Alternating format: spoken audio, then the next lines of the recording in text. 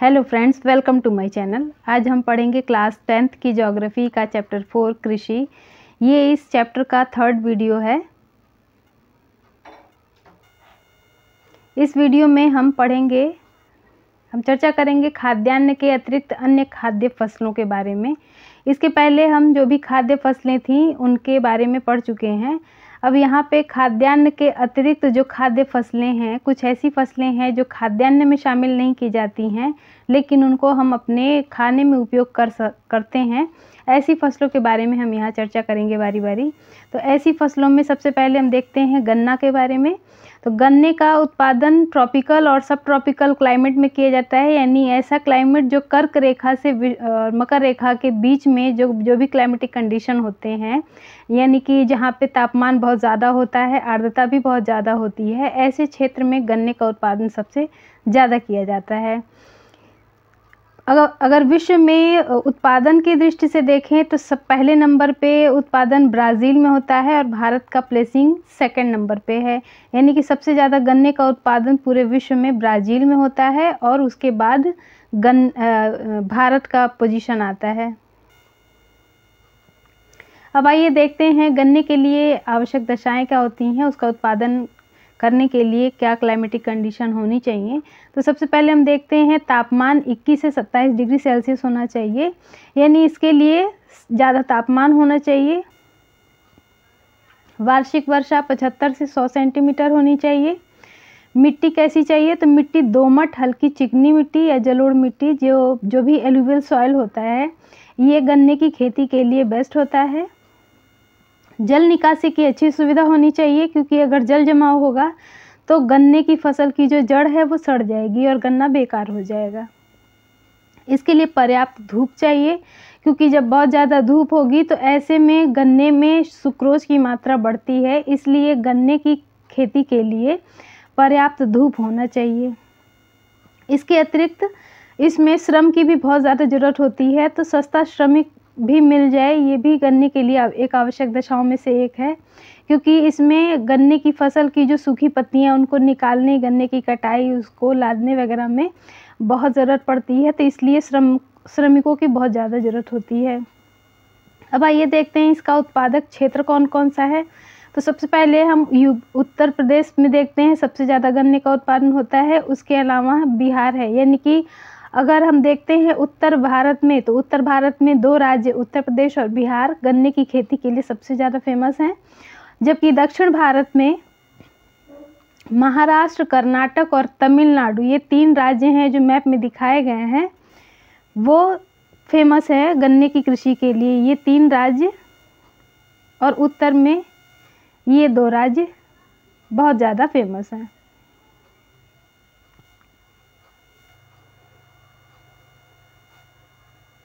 इसके बाद हम तिलहन के बारे में देखते हैं। तो तिलहन के अंतर्गत तिल, सरसों, अरंडी, बिनौला, मूंगफली, सोयाबीन और सूरजमुखी जैसी जो फसलें होती हैं जिनसे हम तेल निकालते हैं, ऐसे फसलों को तिलहन की फसल कहते हैं, जिसमें मूंगफली खरीफ की फसल है, अलसी, सरसों रबी की फसल है और तिल और अरंडी रबी और खरीफ दोनों ऋतु में बोई जाती है। यानी तिलहन को ये नहीं कह सकते हैं कि ये रबी की फसल है या खरीफ की फसल है, उसमें हर तिलहन में कई सारे तिलहन हैं, कुछ रबी की सीज़न में बोए जाते हैं, कुछ खरीफ के सीज़न में बोए जाते हैं और कुछ दोनों ही सीज़न में बोए जाते हैं। अगर हम भारत को अगर प्लेसिंग करें वर्ल्ड में कि क्या उत्पादन में, तिलहन के उत्पादन में क्या प्लेस है, तो हम तोरिया के उत्पादन में हम देखते हैं, तोरिया यानी सरसों का जो छोटा दाना होता है उसको तोरिया कहते हैं। तो तोरिया के उत्पादन में भारत का स्थान 3रे नंबर पे है। 1st प्लेस पे कनाडा है, 2nd पे चीन है और 3rd पे आता है कहीं जाके भारत का नंबर। अब देखते हैं तिलहन के उत्पादन के लिए क्या आवश्यक दशाएं होनी चाहिए। तो तिलहन के उत्पादन के लिए एक एवरेज, यहाँ सभी तिलहन फसलों को अगर हम देखें तो एक एवरेज यहाँ रखा गया है कि तापमान 20 से 30 डिग्री सेल्सियस के बीच होना चाहिए, वर्षा 50 से 75 सेंटीमीटर, यानी कि तिलहन की फसल के लिए बहुत ज़्यादा बारिश की ज़रूरत नहीं होती है। इसके अलावा मिट्टी अच्छी जल निकासी वाली मिट्टी होनी चाहिए, जो हल्की रेतीली भी हो, और काली मिट्टी, लाल पीली मिट्टी, इन सभी मिट्टियों में तिलहन की फसल बोई जाती है। इसके बाद उत्पादक क्षेत्र अगर देखें तो तिलहन के उत्पादन में एमपी पहले नंबर पे है, मध्य प्रदेश का सबसे आगे स्थान आता है। सरसों के उत्पादन में राजस्थान, मूंगफली के उत्पादन में पहले नंबर पे गुजरात है, सूरजमुखी के उत्पादन में कर्नाटक पहले नंबर पे है, सोयाबीन में मध्य प्रदेश। ये जो सोयाबीन है ये कई बार क्वेश्चन में पूछा जाता है यूपीएससी के कि सोयाबीन के उत्पादन में कौन सा राज्य पहले नंबर पे है। तो सोयाबीन के उत्पादन में मध्य प्रदेश सबसे पहले नंबर पे है और नारियल के तेल के उत्पादन में तमिलनाडु सबसे आगे है। यहाँ हम मैप देख सकते हैं, अरंडी के का उत्पादक क्षेत्र यहाँ दिखाया गया है, जिसमें राजस्थान फर्स्ट प्लेस पे दिखाया जा रहा है, सबसे ज़्यादा उत्पादन। इसके अलावा यहाँ मूंगफली के उत्पादन राज्य दिखाए गए हैं, कहाँ कहाँ उत्पादन होता है। तो खास करके जो दक्षिण भारत है वहाँ पे हम देखते हैं कि मूंगफली ग्राउंडनट का सबसे ज़्यादा प्रोडक्शन होता है। इसके अलावा सोयाबीन में एमपी, पहले ही चर्चा की जा चुकी है कि सोयाबीन में एमपी सबसे आगे है। कोकोनट, जितने भी दक्षिण भारत के तटीय क्षेत्र हैं वो कोकोनट के खेती में सबसे आगे हैं। इसके बाद हम देखते हैं चाय रोपण कृषि है, यानी कि इसकी रोपाई की जाती है, प्लांटेशन इसका किया जाता है और इसको, ये भारत की मुख्य फसल नहीं है बल्कि इसको अंग्रेज भारत ले आए थे। और ख़ास करके जो कॉलोनियल पीरियड था, औपनिवेशिक काल, जिसमें यूरोप वासियों का भारत पे अधिकार था, उसी समय चाय की जो फसल थी वो भारत लाई गई थी अंग्रेज़ों के द्वारा। ये जो चाय है वो उष्ण उपोष्ण कटिबंधीय फसल है, यानी कि ट्रॉपिकल रीजन में बोई जाने वाली जो फसल है, ट्रॉपिक ऑफ कैंसर से ट्रॉपिक ऑफ कैप्रिकॉर्न के बीच में चाय की फसल बोई जाती है पूरे विश्व में। या अगर हम कहें भारत में, तो भारत का जो दक्षिण वाला भाग है, कर्क रेखा के दक्षिण में, वो ट्रॉपिकल रीजन में आता है, तो वो चाय की खेती के लिए सबसे उपयुक्त है। विश्व में अगर हम चाय उत्पादक देशों की चर्चा करें तो पहले नंबर पे चीन है और दूसरे नंबर पे भारत। ये हम देख सकते हैं, ये प्रमुख चाय उत्पादक क्षेत्र हैं जो मुख्य रूप से ये जो ट्रॉपिकल रीजन है मेनली उसमें ये पाए जाते हैं, ट्रॉपिकल और सब ट्रॉपिकल रीजन। इसमें ये ट्रॉपिकल रीजन हो गया, ये पूरा ट्रॉपिकल रीजन, और ये ऊपर वाला सब ट्रॉपिकल रीजन। तो ट्रॉपिकल और सब ट्रॉपिकल रीजन में चाय जो है वो सबसे प्रमुख क्षेत्र है चाय का। अब देखते हैं चाय के उत्पादन के लिए आवश्यक दशाएं क्या होनी चाहिए। तो तापमान 21 से 29 डिग्री सेल्सियस होना चाहिए, यानी कि तापमान अधिक होना चाहिए। वार्षिक वर्षा भी अच्छी खासी होनी चाहिए, लेकिन जो वर्षा है वो बौछार के रूप में होनी चाहिए, जिससे कि चाय की पत्तियां, कोमल कोमल पत्तियों को निकलने में हेल्प मिले। तो वार्षिक वर्षा भी 150 से 200 सेंटीमीटर होनी चाहिए, जो कि वर्ष भर हर की बौछार के रूप में, फुहार के रूप में होनी चाहिए। मिट्टी कैसी होनी चाहिए? तो मिट्टी ऐसी हो कि उसमें ह्यूमस की मात्रा ज़्यादा हो और मिट्टी की जो गहराई है वो ज़्यादा हो, जिसमें दोमट मिट्टी को हम ले सकते हैं जिसमें लोहा और फास्फोरस मात्रा ज़्यादा हो। इसके अतिरिक्त पर्याप्त धूप होना चाहिए, क्योंकि जब पर्याप्त धूप मिलेगी तो कोमल पत्तियों को निकलने में आसानी होगी, कोमल कोमल पत्तियां चाय की निकलेंगी, क्योंकि इन्हीं कोमल पत्तियों को चुन के और चाय की पत्ती बनाई जाती है। और वर्ष भर पाला रहित जलवायु होनी चाहिए, यानी कि इनकी जो पत्तियां हैं उस पर पाला नहीं पड़ना चाहिए, यानी कि बहुत ज़्यादा ठंड में जो हल्के बर्फ़ टाइप से हो जाते हैं और पत्तियों पर पड़ते हैं तो पत्तियां पाले की वजह से गल जाती हैं। इसकी वजह से क्लाइमेट ऐसा होना चाहिए जो पाला रहित हो। इसके अतिरिक्त ढालू भूमि होनी चाहिए, जिसमें जल निकासी की सुविधा अच्छी होनी चाहिए, क्योंकि जो चाय के पौधे होते हैं वो बहुत ही मुलायम होते हैं और ज़रा सा भी अगर वाटर लॉगिंग वहाँ हो रहा है तो पूरा चाय का जो पौधा है वो सड़ जाएगा, उसकी जड़ बेकार हो जाएगी। तो इसलिए ढालू भूमि, इसलिए खास करके जो पहाड़ी क्षेत्र होते हैं वहाँ पे चाय की खेती इसीलिए की जाती है क्योंकि वहाँ ढालू भूमि होने से वहाँ वाटर लॉगिंग की प्रॉब्लम नहीं होती है। यहाँ पिक्चर में भी हम देख सकते हैं ढालू भूमि है, भूमि का ढाल को हम देख सकते हैं यहाँ पे। इसके अतिरिक्त यहाँ जो चाय के बागान हैं उसमें कोमल पत्तियों को चुनने के लिए श्रमिकों की, और वो भी कुशल श्रमिक जो भी ट्रेंड होते हैं, ऐसे श्रमिकों की ज़रूरत होती है। तो इसलिए सस्ता और कुशल श्रम भी चाहिए होता है चाय की खेती के लिए, क्योंकि पत्तियों को चुनना, उस पर छिड़काव करना, उसकी देखभाल करने के लिए श्रमिकों की ज़रूरत होती है। अब उत्पादक क्षेत्र कौन से हैं, तो मैप में हम देख सकते हैं जो पूरा पूर्वोत्तर भारत है, जिसमें मेनली असम और पश्चिम बंगाल का क्षेत्र आता है। पश्चिम बंगाल में भी जो दार्जिलिंग और जलपाईगुड़ी है, यानी सिक्किम के आसपास का जो ये क्षेत्र है पश्चिम बंगाल वाला, वहाँ पे चाय की खेती सबसे ज़्यादा की जाती है, क्योंकि ये क्षेत्र पूरा पहाड़ी क्षेत्र है। इसके अलावा अगर हम दक्षिण भारत की बात करें तो दक्षिण भारत में जो नीलगिरी पहाड़ियाँ हैं, जो कि मुख्य रूप से केरल, कर्नाटक और तमिलनाडु के बॉर्डर पे हैं, ऐसे क्षेत्रों में जो नीलगिरी पहाड़ियों पे चाय की खेती बहुत ज़्यादा की जाती है। तो दो क्षेत्र हैं, एक हो गया पूरा हम लोग का पूर्वोत्तर भारत, और दूसरा दक्षिण भारत में नीलगिरी वाला क्षेत्र, नीलगिरी की पहाड़ियों का क्षेत्र चाय की खेती के लिए सबसे ज़्यादा फेमस है। नेक्स्ट हम देखते हैं कॉफ़ी। तो भारत में अरेबिका किस्म की कॉफ़ी का उत्पादन किया जाता है, जो यमन देश से लाई गई थी। यानी कि अरेबिका किस्म की जो कॉफ़ी है उसका मूल निवास क्षेत्र यमन देश है, वहाँ से ये भारत लाई गई थी अंग्रेज़ों के द्वारा, और इसी किस्म की कॉफ़ी का पूरे विश्व में सबसे ज़्यादा डिमांड है।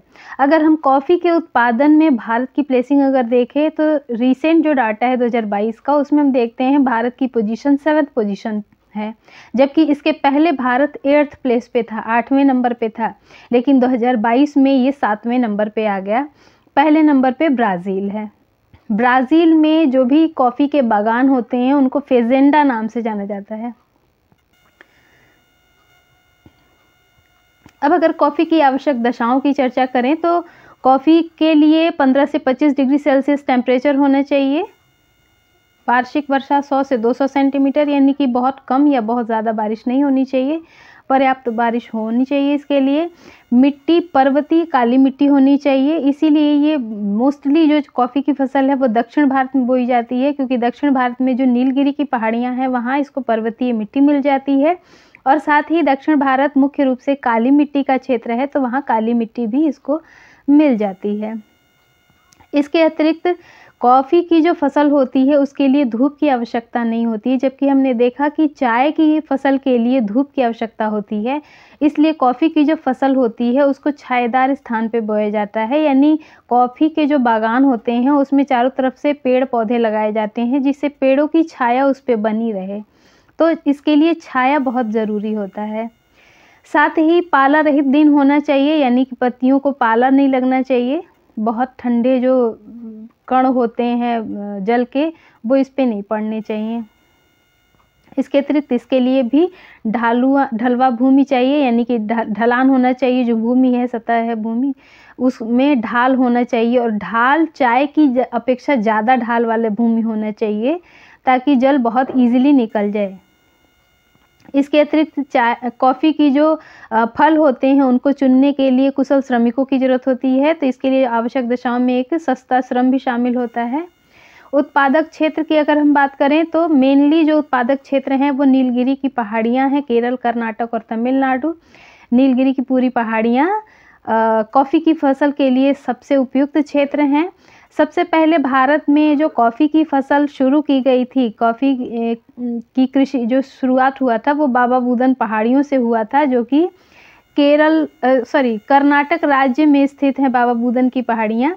तो वहाँ से शुरू की गई थी, और फिर ये बढ़ते बढ़ते पूरा नीलगिरी की जो पहाड़ियाँ हैं उस तक पहुँच गई, और अब रिसेंटली भारत में नीलगिरी पहाड़ियों पर ही कॉफ़ी की खेती की जाती है सबसे अधिक।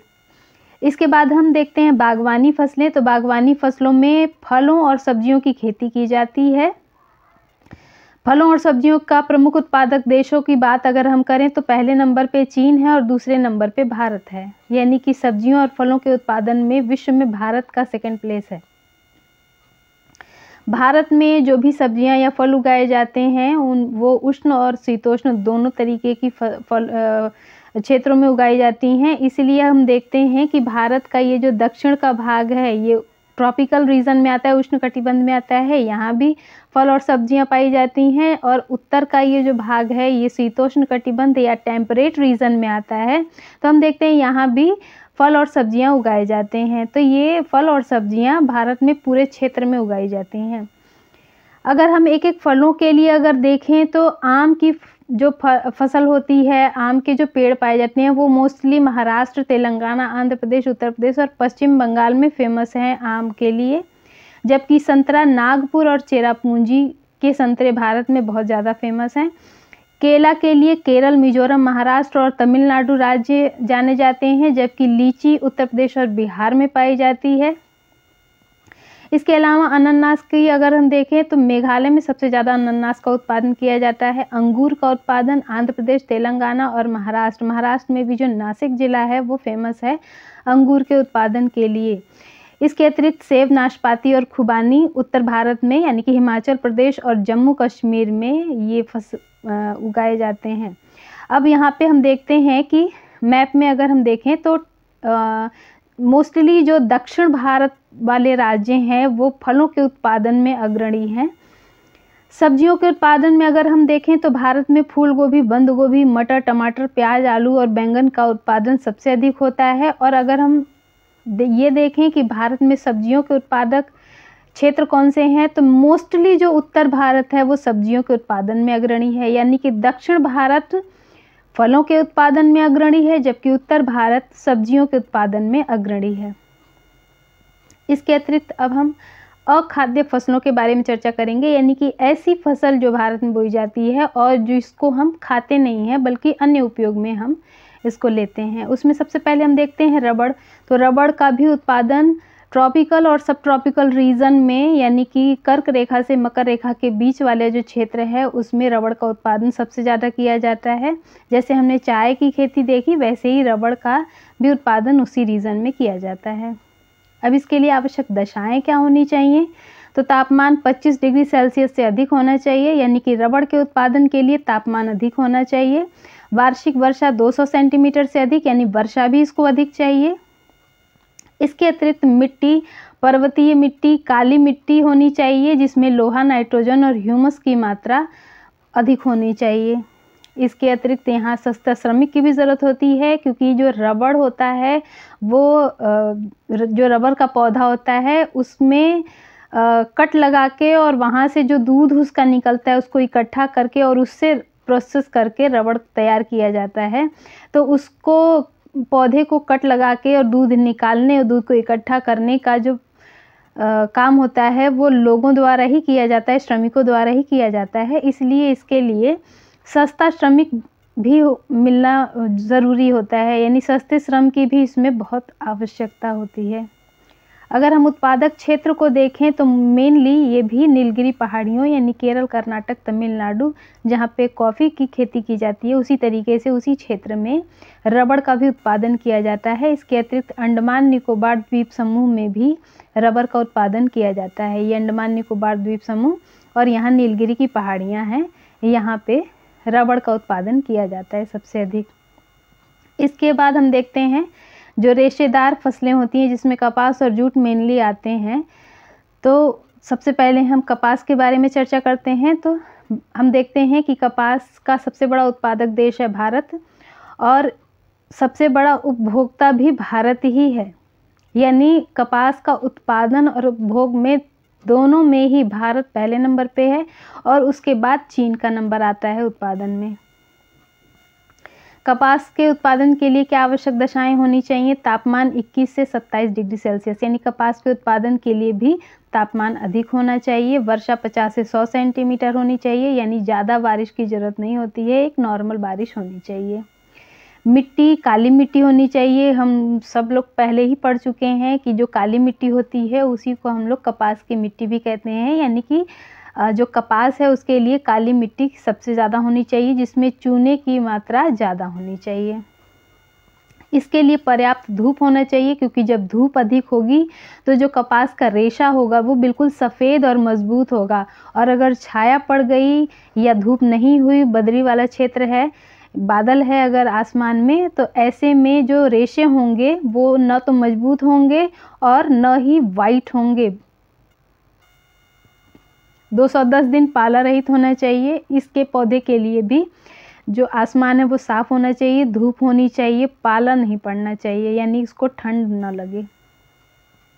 सस्ते श्रमिकों की ज़रूरत होती है, क्योंकि इसमें भी जो कपास के जो फूल होते हैं उनको चुनने के लिए श्रमिकों की आवश्यकता होती है, क्योंकि अगर मशीनों से हम करते हैं तो वो फूल बहुत जल्दी झड़ भी जाते हैं और पूरा कपास का जो रेशा है वो मिट्टी में मिल जाएगा।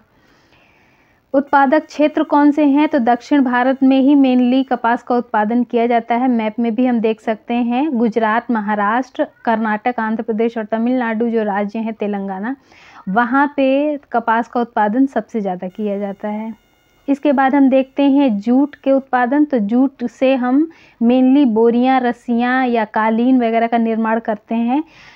इसका जो कीमत होता है वो बहुत महंगा होता है, इसीलिए हम इसको सुनहरा रेशा भी कहते हैं, क्योंकि ये सुनहरे कलर का होता है और ख़ास करके इसका दाम अधिक होता है, इसीलिए इसको हम गोल्डन इसके नाम से जानते हैं, मतलब सुनहरा। विश्व में अगर जूट के उत्पादन की बात की जाए तो सबसे ज़्यादा उत्पादन भारत में होता है और उसके बाद बांग्लादेश का सेकंड प्लेस है। जूट के लिए आवश्यक दशाएं क्या होनी चाहिए? तो हम देखते हैं जूट के लिए तापमान 25 से 35 डिग्री सेल्सियस, यानी इसके लिए तापमान बहुत ज़्यादा होना चाहिए। इसके अतिरिक्त वर्षा भी बहुत ज़्यादा होनी चाहिए, 150 से 200 सेंटीमीटर तक बारिश भी होनी चाहिए। मिट्टी कैसी हो? तो जो भी डेल्टाई क्षेत्र में जो कांप मिट्टी होती है, यानी जिसमें बालू के कण कम होते हैं और महीन चिकनी मिट्टी ज़्यादा होती है, ऐसी मिट्टी जूट की खेती के लिए सबसे उपयुक्त होती है। आर्द्रता इसमें कम से कम 80% होनी चाहिए, क्योंकि अधिक आर्द्रता होगी तो जो जूट का रेशा है वो जल्दी टूटेगा नहीं, लंबे लंबे रेशे बनेंगे। इसके अतिरिक्त जो जूट होता है वो पेड़ की छाल निकाल के उससे प्रोसेसिंग करके तैयार किया जाता है, तो उसके लिए श्रमिकों की भी आवश्यकता होती है। उत्पादक क्षेत्र की अगर हम बात करें तो मैप में हम देख सकते हैं जो पूर्वी भारत है मेनली वहाँ पे जूट का उत्पादन किया जाता है। मेनली जो पश्चिम बंगाल है उसके आसपास के क्षेत्र जूट के उत्पादन के लिए सबसे फेमस हैं, क्योंकि पश्चिम बंगाल जूट के उत्पादन में पहले नंबर पे है। तो पश्चिम बंगाल, बिहार, असम, उड़ीसा, आंध्र प्रदेश और मेघालय जैसे जो राज्य हैं वो जूट के उत्पादन में अग्रणी हैं। अब हम देखते हैं प्रौद्योगिकी और संस्थागत सुधार क्या किए गए कृषि के विकास में। भारत में जो कृषि का विकास किया गया था उसमें टेक्नोलॉजिकल और इंस्टीट्यूशनल रिफॉर्म्स में क्या क्या हम लिख सकते हैं।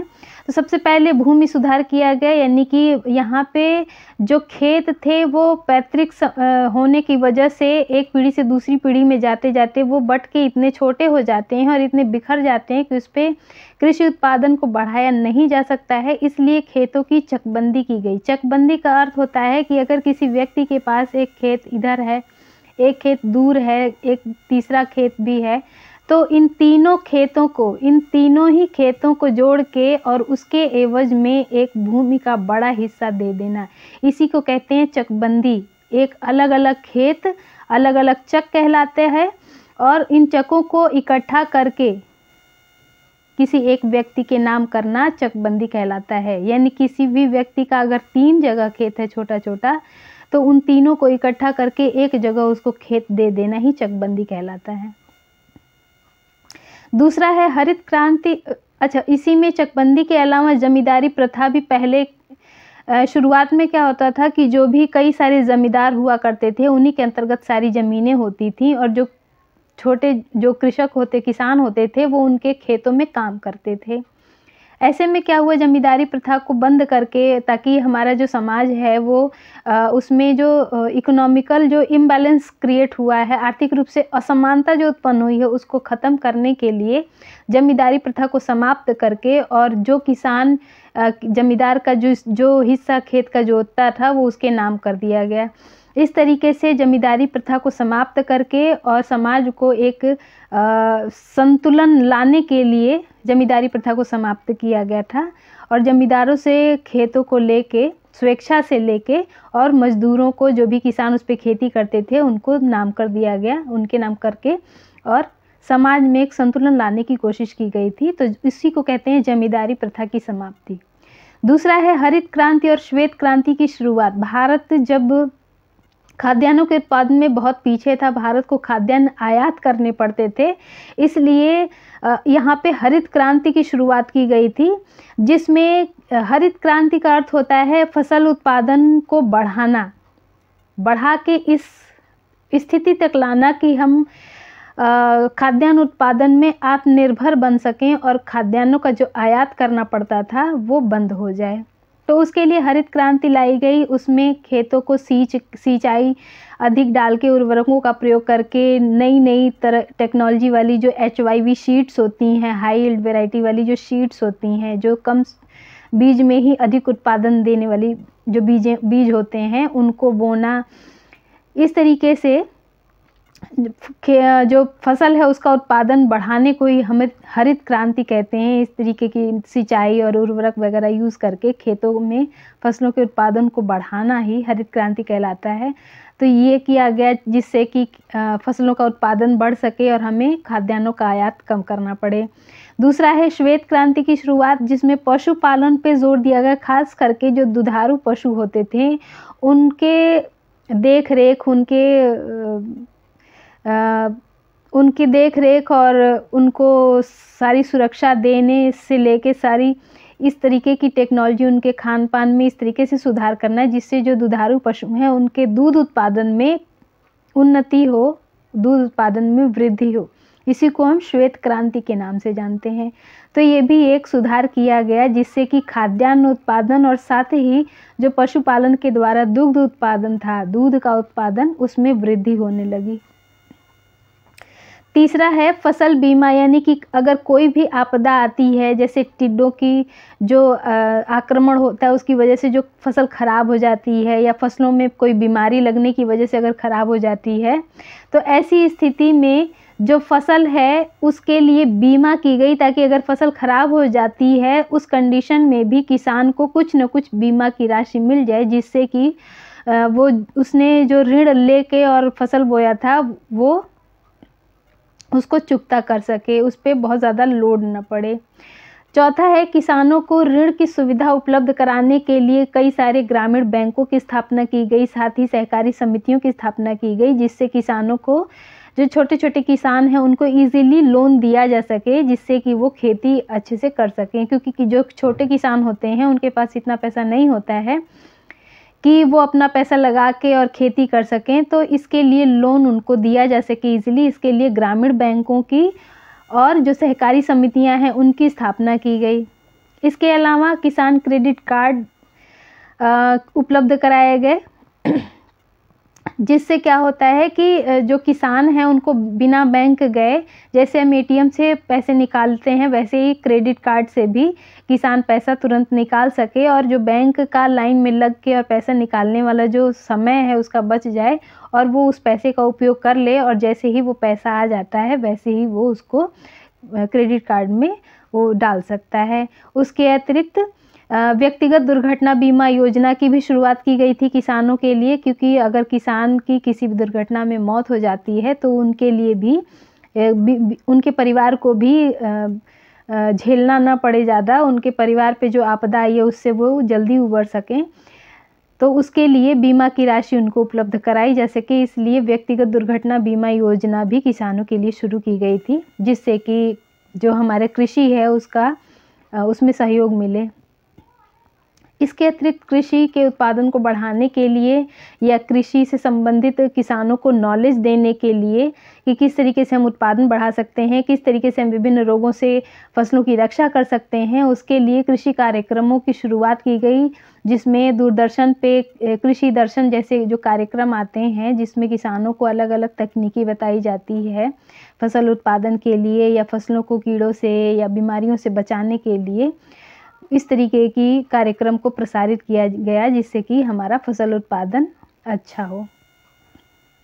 इसके अतिरिक्त न्यूनतम सहायता मूल्य का निर्धारण किया गया, जिससे कि किसानों को ये बताया गया कि सरकार द्वारा एक मिनिमम प्राइस फिक्स कर दिया गया है, जिससे अगर उससे अधिक अगर उनको मूल्य मिलता है अपनी फसल का तो वो बाज़ार में बेच सकते हैं, और अगर उनको उससे ज़्यादा अगर नहीं मिलता है तो जो न्यूनतम मूल्य निर्धारित किया गया है उससे कम में उनको बेचने की आवश्यकता नहीं है। यानी सरकार ने एक मूल्य निर्धारित कर दिया, अगर उससे ज़्यादा अगर उनको पैसा मिलता है तो वो मार्केट में बेच सकते हैं।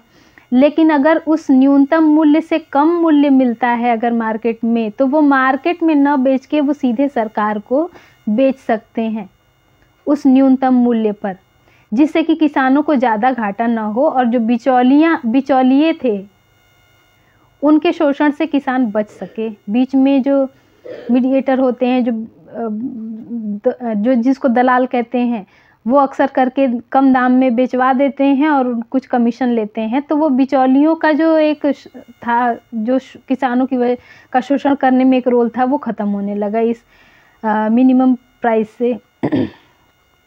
इसके अतिरिक्त हम देखते हैं कृषि का राष्ट्रीय अर्थव्यवस्था में योगदान क्या है। तो सबसे पहले देखते हैं कि भारत की लगभग 2/3 जनसंख्या को कृषि से ही रोजगार और आजीविका मिलती है। इसके अलावा भारत दुनिया का दूसरा ऐसा देश है जो सबसे बड़ी जनसंख्या को भोजन उपलब्ध कराता है। यानी कि सबसे ज़्यादा जनसंख्या को भोजन उपलब्ध कराने वाला जो देश है वो भारत है।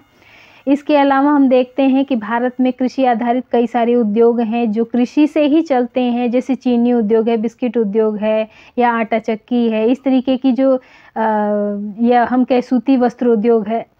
ये सारे उद्योग भारत में कृषि पे ही आधारित हैं। यानी अगर एग्रीकल्चर नहीं होगा तो इन कृषि आधारित जो उद्योग होंगे उनका भी अस्तित्व खतरे में पड़ जाएगा।